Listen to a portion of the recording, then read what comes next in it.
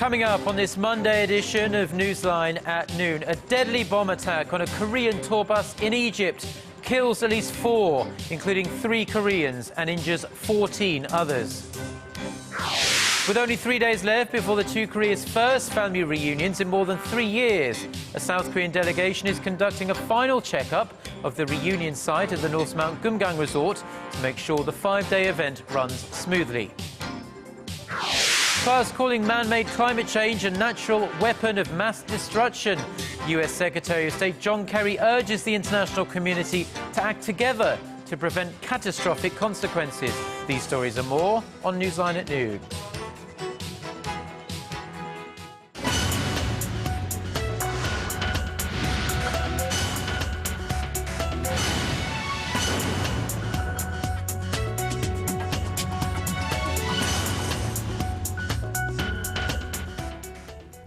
Thanks for joining us. You're watching Newsline at noon. I'm Ji-yeon in Seoul. Very good to have you with us. I'm Mark Broom. We start with the sad news out of Egypt that Korea had to wake up to this morning. At least 3 Koreans have been killed in a suspected bomb attack on a tourist bus in Egypt's northeastern Sinai Peninsula.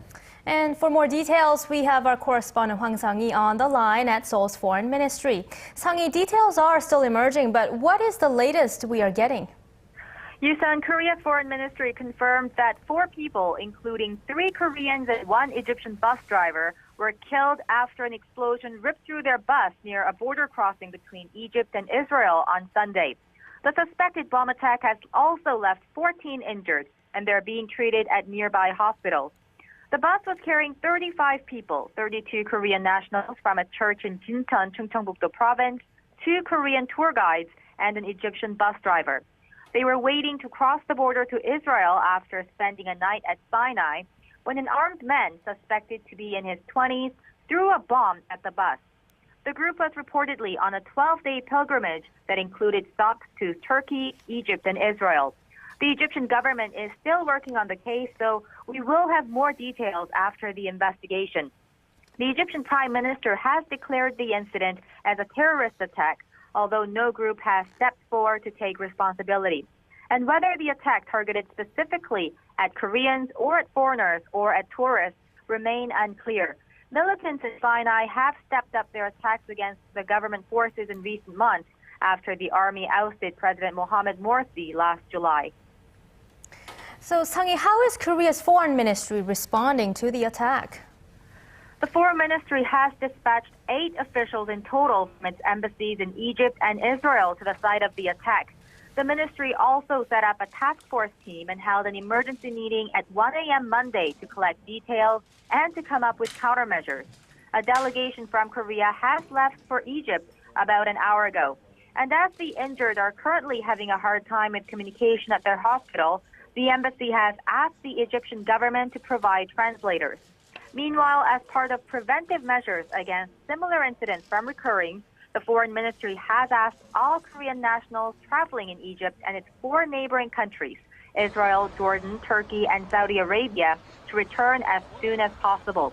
It has issued a special travel warning to Egypt, practically banning Korean nationals from visiting the region. Guys? Okay, well, thank you very much for your report there, Sang-hee. That was Arirang News' Hwang Sang-hee with the latest on the suspected bomb attack in Egypt that has killed, as she said, at least 3 Korean tourists. Preparations are in full swing for a long overdue round of reunions for families separated since the Korean War. And with only 3 days left until the reunions are set to get underway, anticipation is building for what will be the first such event in over 3 years. Our Ji-yeon reports.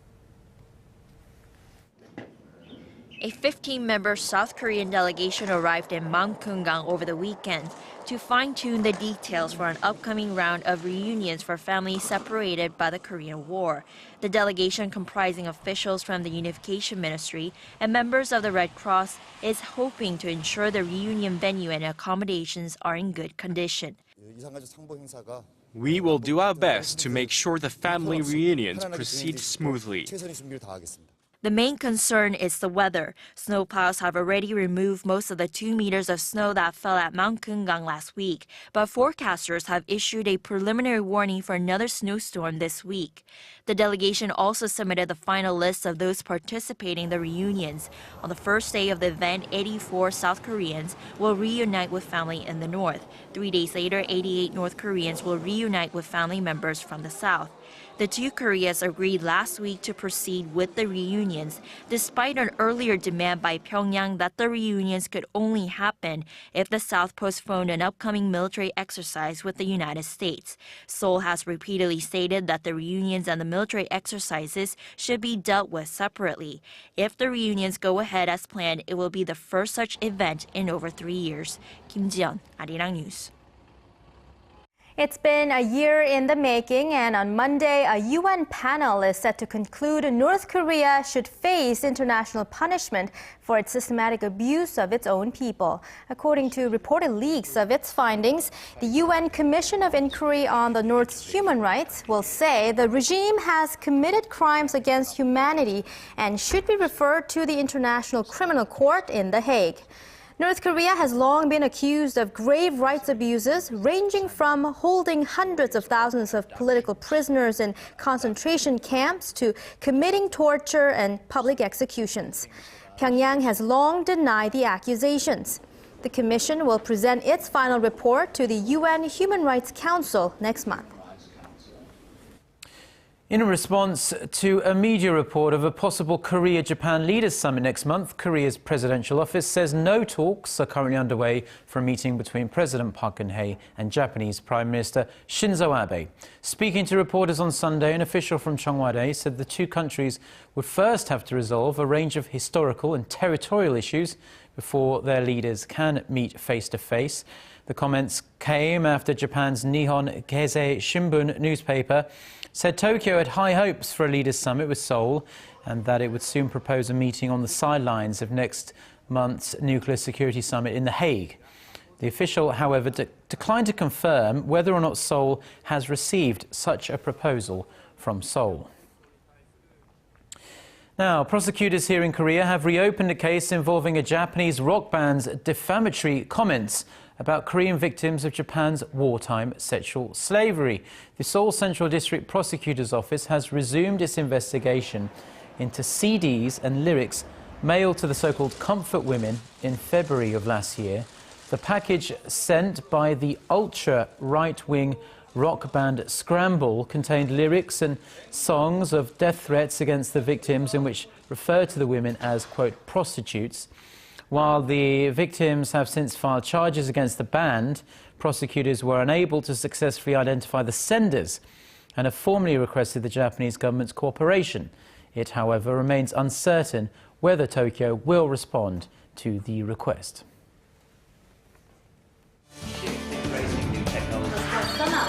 For your fill of Korean and international news. Join Chae Yu-sun and Mark Broom every weekday at lunchtime. Newsline at noon. Plenary session this Wednesday and vote on the government restructuring bills. The Korean government is aiming to give the economy another shot in the arm by announcing the detailed measures of its 3-year economic plan. The package of measures to be officially laid out before the end of the month will focus on cutting red tape and boosting the country's 5 brightest sectors, including education, finance, and software. Shin Se-min reports. The Korean government is gearing up a new 3-year economic plan that includes a negative list system for deregulation in an effort to boost investment. Government officials said Sunday that the new plan will ease restrictions within regulations and streamline red tape. The new plan will mainly bolster Korea's promising industrial sectors, namely health, education, tourism, finance, and software. The plan, which will be announced before the end of the month, also aims to boost the number of women and young people in the workforce and ease the financial burden of private education.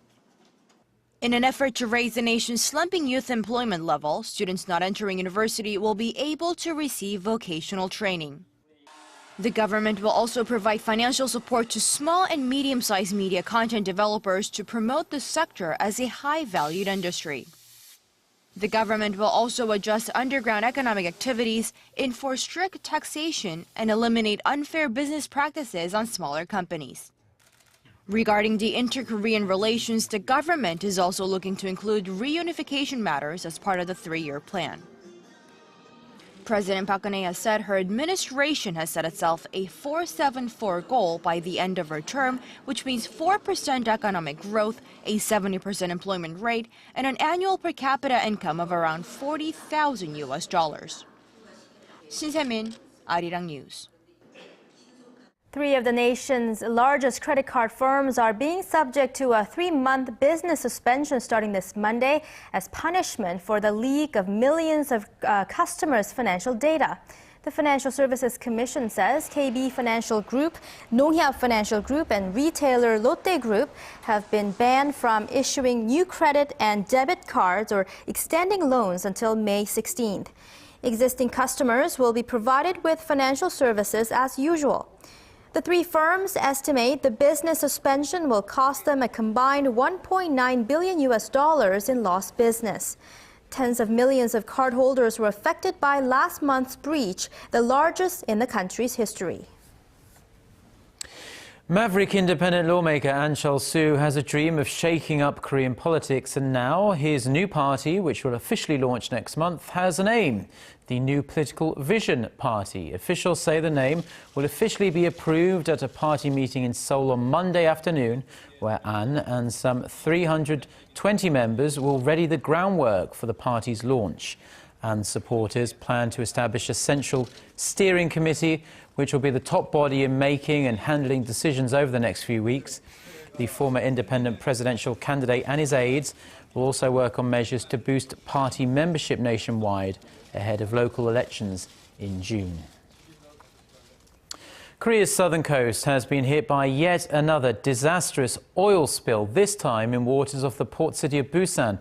Well over 200,000 litres of oil leaked into the water after a freighter collided with an oil tanker on Saturday. Kim Hyun-bin reports. 237,000 litres. That's how much oil officials say gushed into the sea after a Liberian-registered freighter collided with an oil tanker on Saturday. The amount of oil spilled is over 70,000 litres more than during another oil spill in Yeosu last month.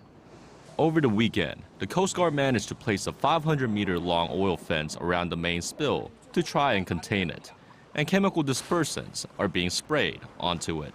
The police said they succeeded in sealing off the hull in the vessel 3 hours after the collision. The only positive news thus far is that no oil has been found near the seashore yet, and no cases of contamination damage have been reported. There are, however, concerns fish farms about 5 kilometers from the spill could become contaminated. The maritime police say it'll take about 4 days of cleanup work to prevent any secondary damage. We have 70 vessels deployed to contain the spill, including response vessels. The cleanup work is expected to take a few more days.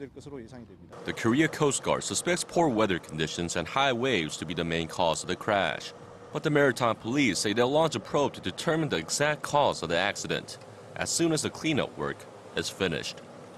Kim Hyun-bin, Arirang News. And staying with a kind of environmental news here, now US Secretary of State John Kerry is urging the international community to take steps to tackle climate change, which he described as perhaps the world's most fearsome, destructive weapon that could threaten our entire way of life. Sun Jung-in reports. U.S. Secretary of State John Kerry is calling on all nations to respond to what he said is the greatest challenge of our generation, climate change. In a speech to Indonesian students, civic leaders and government officials in Jakarta on Sunday, Kerry said man-made climate change could threaten our entire way of life, adding it can now be considered a natural weapon of mass destruction, and stressed that every person in every country must take responsibility for the problem and act immediately. He also said there is scientific evidence that global warming is threatening not only the environment but also the world economy.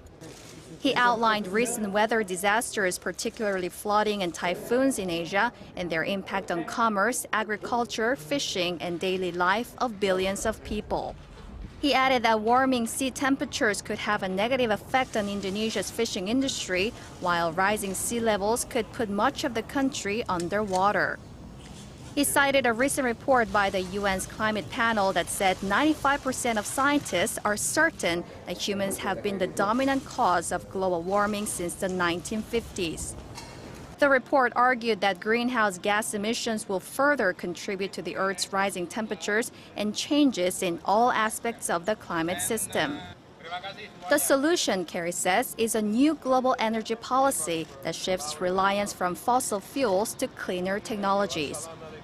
On Saturday, the U.S. and China issued a joint statement saying they had reached an agreement to cooperate more closely to curb greenhouse gases, including reducing vehicle emissions and improving the energy efficiency of buildings. Kerry was in Indonesia on the last leg of a three-nation tour of Asia that took him to Korea and then China. After leaving Indonesia on Monday, he will travel on to Abu Dhabi in the United Arab Emirates. Son Jang-in, Arirang News.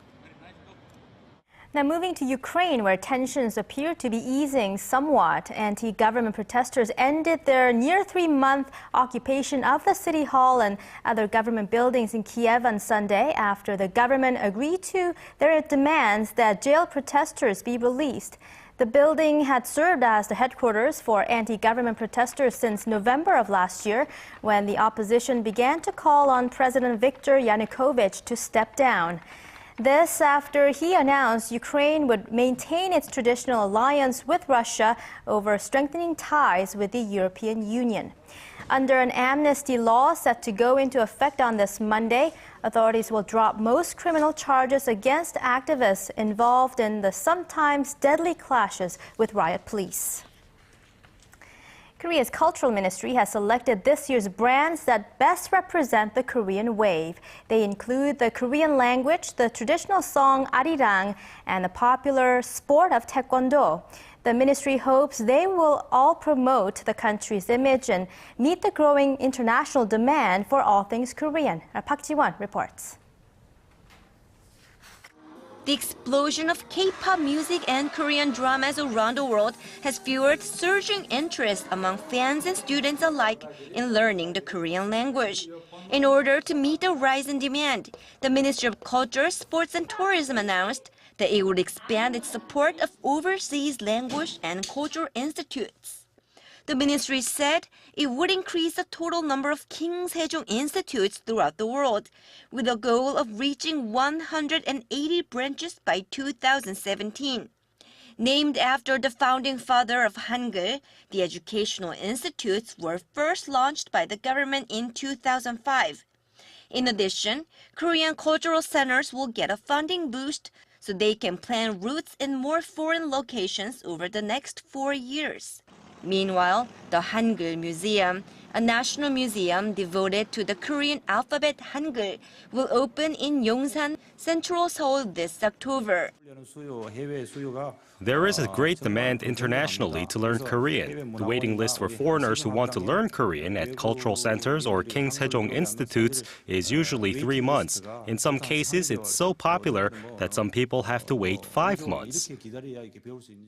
The ministry also plans to promote the traditional Korean folk song Arirang with a major festival dedicated to it this October. Arirang became part of UNESCO's Intangible Cultural Heritage in 2012.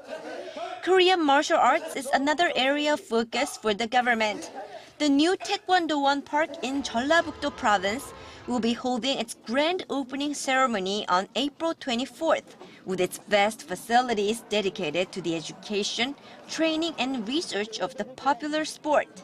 The trifecta of Hangul, Arirang, and Taekwondo is expected to build a foundation for the Korean wave in 2014 as the country further invests in its cultural assets at home and abroad. Park Ji-yeon, Arirang News.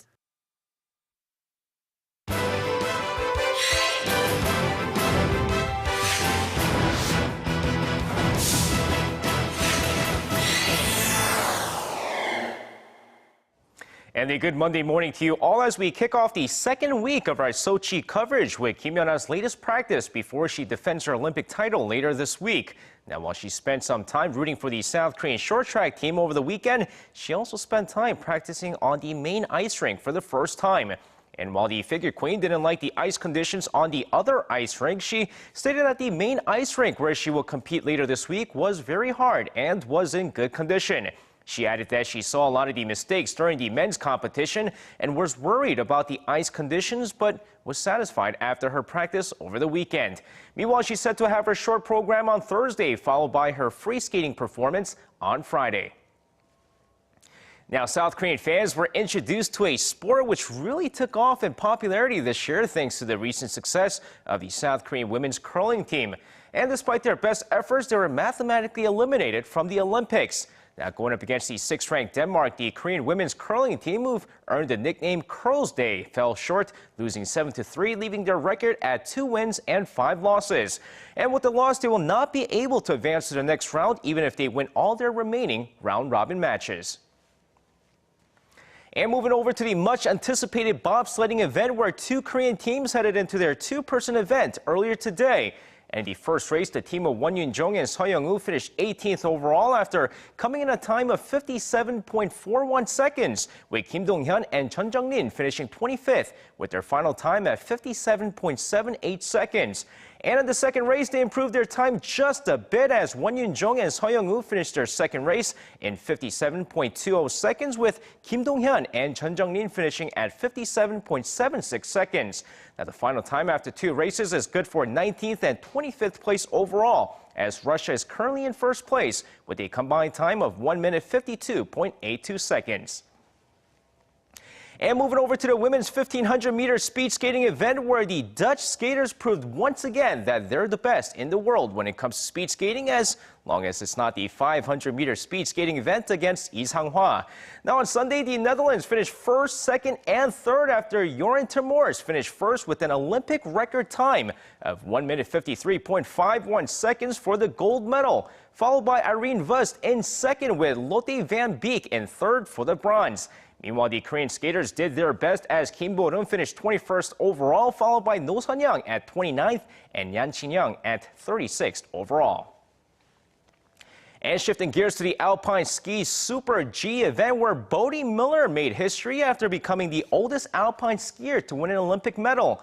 At 36 years and 127 days, the American came in tied for third with a final time of 1 minute 18.67 seconds as he claims the bronze medal along with Jean Hudek of Canada. With the teary-eyed Miller went through a knee injury which sidelined him in 2013 and a devastating death of his younger brother last April. And now, finishing things off, let's take a look at how everyone is faring so far in the medal standings after 9 days of competition in Sochi. Of course, taking a look here, we see that Germany holds on to the top spot with 7 gold medals, as the Netherlands up there in second. Switzerland making a huge jump up to 4th with 5 gold medals, where Russia making the top 5 with 4 gold medals. Meanwhile, Korea drops down to 17th after Shim Seok-hee added a silver in the women's 1500-meter short track event over the weekend. And that's going to wrap it up for me. This has been SJ. Have a great rest of the day and see you guys again for your sports needs.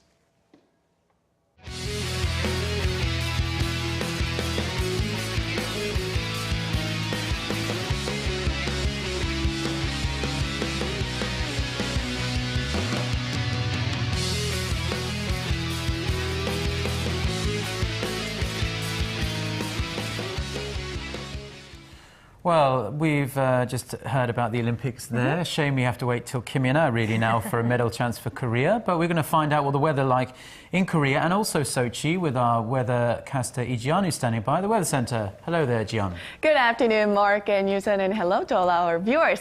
Well, it's mild today, but we are having a cloudy start to the week, and the clouds that are covering the peninsula are dropping a mix of rain and snow over some regions. And in Gangwon-do, snow snow has been falling since this morning, and it will snow on and off through Thursday.